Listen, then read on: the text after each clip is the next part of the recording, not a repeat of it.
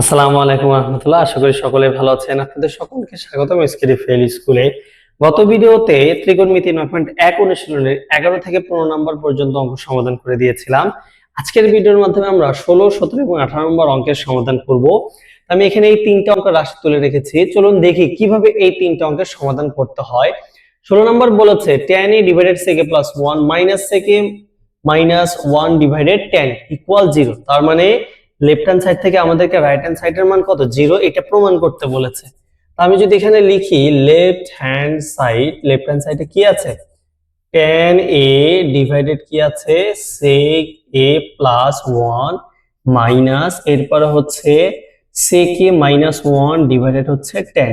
এটা আমাদের left hand সাইডে দেওয়া আছে, আমাদেরকে প্রমাণ করতে হবে 0 প্রমাণ করতে হবে। একটু যদি ভালো করে খেয়াল করেন, আসলে 15 নাম্বার যে অঙ্কটা, যে রাশিটা ছিল, আর 16 নাম্বার কি, দুইটা সেম জিনিস। আমরা এখানে দেখলাম যে এটা একটা ভগ্নাংশ, এটা একটা ভগ্নাংশ। এই ভগ্নাংশগুলোর কি করতে দেওয়া হয়েছে, বিয়োগ করতে দেওয়া হচ্ছে। আমি তো বলেছি যে যোগ অথবা বিয়োগের সময় সাধারণত আমরা কি করব, এই যে ভগ্নাংশগুলোর যে হর দেওয়া থাকবে সেই হরগুলোর লসাগু বের করব। এখানে tan a এবং sec a plus 1 এর লসাগুটা কি হবে, আমরা জানি লসাগুর নিয়মটা হচ্ছে যেটা কমন যায় সেটা লিখতে হয়, যেটা সর্বোচ্চ পাওয়ার সেটা লিখতে হয়, এবং কমন যেটা যায় না সেটাকেও লিখতে হয়। তো যারা লসাগুর নিয়মটা পারেন না, আমার ফেসবুক পেজ বা ইউটিউব চ্যানেলে ভিডিও দেওয়া আছে, আপনারা দেখে আসতে পারেন। তো আমরা জানি এখানে tan a এবং sec a plus 1 এর লসাগুটা কি হবে, tan a sec a plus 1 দুইটাই হবে, কারণ যেহেতু অমিল আছে তাহলে আমাদেরকে দুইটাই নিতে হবে। এবার এই sec a plus 1 দিয়ে যদি, এটা তো হর দিয়ে যদি পুরো লসাগুকে আমি ভাগ করি, তাহলে sec a plus 1 sec a plus 1টা কি কেটে যায় না, কি থাকে, tan a থাকে। তাহলে এই tan a টা উপরে tan এর সাথে কি হবে, গুণন হবে, tan স্কয়ার a, মাইনাস আছে মাইনাস দিলাম। এবার এই যে হর tan a, এই tan a দ্বারা যদি আমি এই লসাগুকে ভাগ করি তাহলে কি হয়, এই tan a টা কেটে যায়, কি থাকে, sec a plus 1 থাকে, আর উপরে sec a minus 1 থাকে। তাহলে এই যে sec a minus 1 কে গুণন করব কি দিয়ে, এই যে যেটা বাসে sec a plus 1 দিয়ে আমি গুণ করে দেব। এবার কি লেখা যায়, এখানে tan স্কয়ারে ওকে এভাবে রেখে দিলাম মাইনাস। একটু ভালো করে খেয়াল করেন তো, sec a কে যদি a ধরি, 1 কে যদি আমি b ধরি, a minus b into a plus b, আমরা একটা সূত্র জানি, a square minus b square equal a plus b into a minus b। আসলে ওখানে a plus b into a minus b R a minus b into a plus b দুটো একই কথা, কারণ 1 গুণন 2 কি হয়, 2 হয়, 2 গুণন 1 কি হয়, 2ই হয়। ঠিক তেমনি a minus b into a plus b এর সূত্রটা হচ্ছে a square minus b square. তো আমরা জানি 1 এর উপর স্কয়ার দেওয়ার প্রয়োজন নেই। নিচে কি আছে, tan a, এখানে sec a plus 1 এটা দেওয়া আছে। এরপরে কি লেখা যায়, এখানে tan স্কয়ারে আমরা একটা সূত্র শিখেছি যে sec square a minus tan square a equal 1, এটা কিন্তু আমরা শিখেছি। এখন এটা থেকে যদি আমরা একটু অনুসিদ্ধান্ত করি, এখানে এই যে 1টা আছে এই পাশে নিয়ে আসলে আর ওটা ওই পাশে দিয়ে দিলে কি হয়, এই যে, তাহলে sec square a minus 1 equal কি হয়, tan স্কয়ার a হচ্ছে। তাহলে এই যে sec স্কয়ার a মাইনাস 1 এর পরিবর্তে আমরা কি লিখতে পারি, tan স্কয়ার a। নিচে কি আছে, tan a into sec a plus 1 এটা দেওয়া আছে। এবার tan স্কয়ার a থেকে tan স্কয়ার a যদি বিয়োগ করি কি হয়, 0 হয় না। আমরা জানি যে একই জিনিস থেকে একই জিনিস বিয়োগ করলে তার মান 0, ডিভাইডেড হচ্ছে tan a sec a plus 1।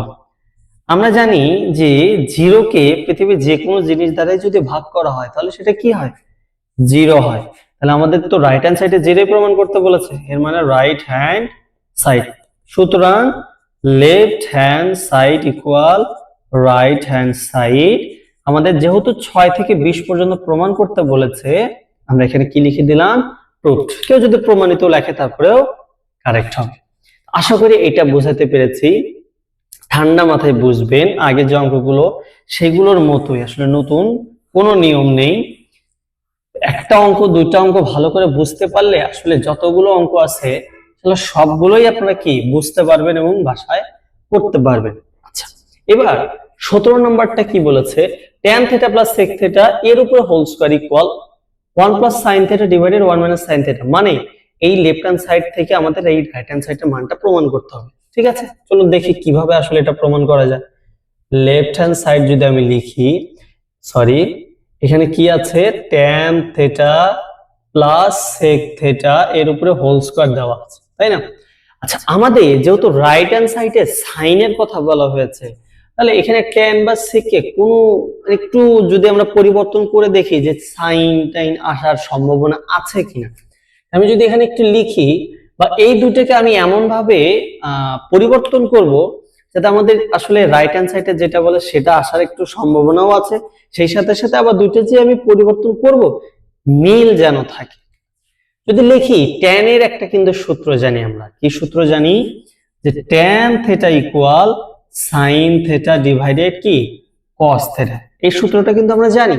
তাহলে এখানে যদি আমি লিখি sin theta divided cos theta, tan এর পরিবর্তে এই যে প্লাস আছে প্লাস দিব, sec এর পরিবর্তে আমরা কি লিখতে পারি 1 বাই cos থিটা, কারণ আমরা জানি secটা আসলে কার বিপরীত, cos এর বিপরীত। এই যে আমি পরিবর্তন করলাম, দেখ একটা tan কে পরিবর্তন করে দেখলাম যে আমাদের sin, যেটা আমাদের রাইট হ্যান্ড সাইডে আছে, আবার দেখলাম এই যে এটার হরও কি cos আছে, এটার হরও ভাঙিয়ে দেখলাম cos আছে, তাহলে আমাদের কি একটা মিল আসলো না? তাহলে আমরা এখন এটা কি করতে পারি, এই যে cos এবং cos একই জিনিস হলে সেটাই আমাদের কি হয়, লসাগু হয়। এবং উপরে যা আছে সুন্দর করে আমি বসিয়ে দিলাম। কেন বসিয়ে দিলাম, এই যে হর cos থিটা দিয়ে যদি cos থিটাকে ভাগ করি কি হয়, কেটে যায় না, এক থাকে, ওই এক দ্বারা sin কে গুণন করলে sin প্লাস চিহ্ন আছে প্লাস দিলাম, আবার এই cos দিয়ে যদি cos কে ভাগ করি কি হয়, 1 হয়, সেই 1 1 এর সাথে গুণ করলে 1 একে 1, এটার উপরে কি হবে, হোল স্কয়ার হবে। আচ্ছা, এটা কি লেখা যায়, 1 প্লাস sin থিটা এর উপরে হোল স্কয়ার, এবং এই যে cos আছে এটার উপরেও cos স্কয়ার থিটা। কারণ আমরা জানি ভাগের সময় এই লব এবং হর দুইটার উপরে কি পাওয়ার দিতে হয়, মানে এরকম দেওয়া আছে, তাহলে আমাদের এই পাওয়ারটা কি দুইটার উপরেই হবে, বুঝতে পেরেছি? তাহলে এই দুইটার উপর দিয়ে দিয়েছি।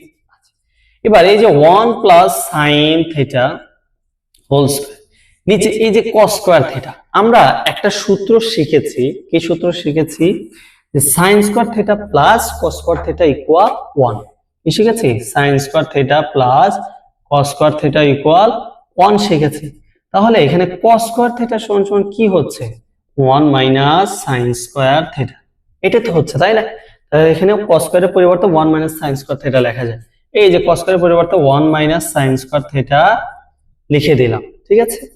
আচ্ছা, এখন কি করা যায়, এই যে 1 প্লাস sin থিটার উপরে হোল স্কয়ার আছে, তার মানে কি এই 1 প্লাস sin থিটাকে আমাদের দুইবার লেখা যায় নাকি? যেমন যদি আমাদের a স্কয়ার থাকে, তাহলে এই a স্কয়ারের পরিবর্তে কি আমরা a গুণন a লিখতে পারি না? এখানে 1 plus sin theta whole square আছে, এখানে কেন 1 প্লাস sin থিটা আমি দুইবার লিখতে পারবো না? আর এটা এই যে 1 মাইনাস sin স্কয়ার থিটা, এখানে 1 এর উপরে একটা মনে মনে 1 স্কয়ার চিন্তা করা যায়, 1 এর উপর স্কয়ার দিলে কি সেই 1ই হচ্ছে। যদি আমরা 1 এর উপর স্কয়ার দেই, তাহলে 1টাকে যদি আমরা a ধরি, a স্কয়ার মাইনাস sin এর উপর স্কয়ার আছে, sin কে যদি b ধরি, তাহলে কি হচ্ছে a square minus b square.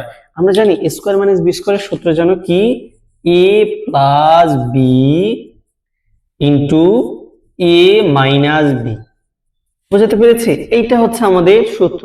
তাহলে এই যে উপরে 1 প্লাস sin থিটা, নিচে 1 প্লাস sin থিটা সুন্দর করে কেটে দিলাম, এখানে আমাদের কি থাকে, এই যে এখানে 1 প্লাস sin থিটা এবং নিচে 1 মাইনাস sin থিটা। আমাদের রাইট হ্যান্ড সাইডে এইটা প্রমাণ করতে বলেছে, তাহলে আমি কি লিখবো, সুতরাং রাইট ইকুয়াল দিয়ে রাইট হ্যান্ড সাইড, সুতরাং left hand side equal right hand side. আমাদের যেহেতু প্রমাণ করতে বলেছে, প্রুফ লিখে দেব অথবা প্রমাণিত লিখে দেব। আশা করি এই অঙ্কটা আপনারা বুঝতে পেরেছেন। অঙ্ক আসলে কোনোটাই কঠিন না, জাস্ট দুই একটা অঙ্ক আগে ভালো করে বুঝতে হয়, এরপরে বাদ বাকি যা আছে ইনশাআল্লাহ সব আপনারা নিজেরাই করতে পারবেন, বা একটু চেষ্টা করলেই আপনারা করতে পারবেন। আচ্ছা, এবার 18 নম্বর অঙ্কটা কি বলেছে, 18 নম্বর অঙ্কটা বলেছে cot a plus tan b divided cot b plus tan, ঠিক আছে? তো লেফট হ্যান্ড সাইডে এটা আছে, রাইট হ্যান্ড সাইডে cot a into tan b প্রমাণ করতে বলেছে। আচ্ছা, আগে আমরা লেফট হ্যান্ড সাইডটা লিখে রাখি, cot a plus tan b, এখানে নিচে কি হবে cot b plus tan a, এইটা আমার দেওয়া আছে। একটু ভালো করে আমরা আগে রাশিটুকু দেখি যে কি বলেছে এখানে।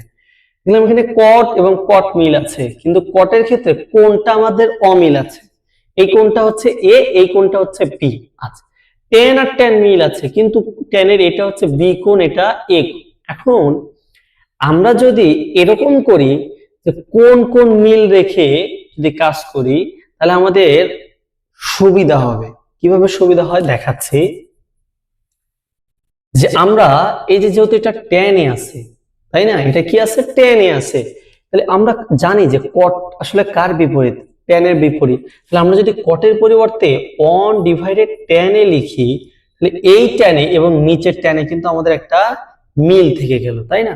এখানে প্লাস আমি কি লিখবো, 10 বি লিখি। আবার এই যে কট বিটা আছে, এটাও তো আমরা কি লিখতে পারি, 1/10 বি প্লাস এখানে কি আছে, 10 এ।